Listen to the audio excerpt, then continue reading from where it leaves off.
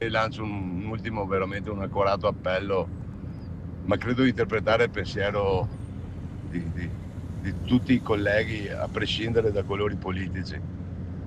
Allo Stato siamo messi male, abbiamo bisogno di interventi non solo concreti ma urgenti, perché la situazione sta veramente aggravandosi di giorno in giorno. Un appello al governo che suona più come un grido d'aiuto, quello del sindaco di Gaiarine, che come i suoi colleghi si trova a fare i conti con costi che aumentano di giorno in giorno.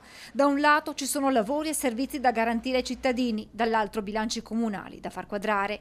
Di situazione critica parla il primo cittadino di Fara di Soligo. Nei giorni scorsi con l'ufficio tecnico ho fatto i conti di circa un 20-25% in più solamente di energia elettrica. Questo comporta circa 100.000 euro sul bilancio del comune. Anche sul tema dei rincari dei lavori pubblici e non solo, adesso faremo tutta una serie di valutazioni. Con il riscaldamento che al momento, con la bella stagione alle porte, non pesa sui bilanci, ad essere accantonati in questa fase potrebbero essere gli interventi di asfaltatura di strade e marciapiedi, visto il prezzo del bitume alle stelle. L'aumento del costo dell'asfalto dovuto all'aumento del costo del bitume sta creando un danno incalcolabile ai comuni, che proprio in questo periodo sono alle prese con le manutenzioni di strade e marciapiedi. Lo Stato può fare subito quello che gli compete, e cioè aiutare i comuni e aiutare il costo di quelle materie prime necessarie alla sicurezza del popolo italiano, riducendo l'IVA o anche producendo maggiormente il bitume. A Ponzano sono in corso lavori di rifacimento dei marciapiedi. Per la prossima settimana era previsto un ulteriore intervento da circa 300.000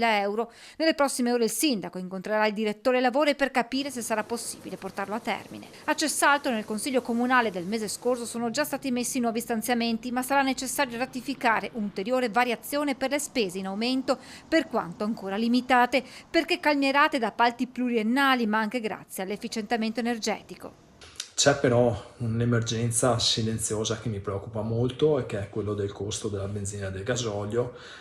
Ogni giorno i nostri preziosi volontari percorrono decine di chilometri per consegnare i pasti a domicilio e accompagnare le persone fragili negli ospedali che non sono proprio vicino a noi. Il cuore e il lavoro di questi volontari è gratuito, ma i costi di gestione e dei mezzi pesano all'interno delle casse comunali. Quello dei trasporti ad anziani, disabili, ma anche studenti, uno dei servizi che potrebbe essere rivisto. Se i costi sono vertiginosi così, la prima cosa che ti viene a fare è tagliarli, no? Però poi come fanno le famiglie? Perché poi ci chiediamo anche questo da buoni amministratori.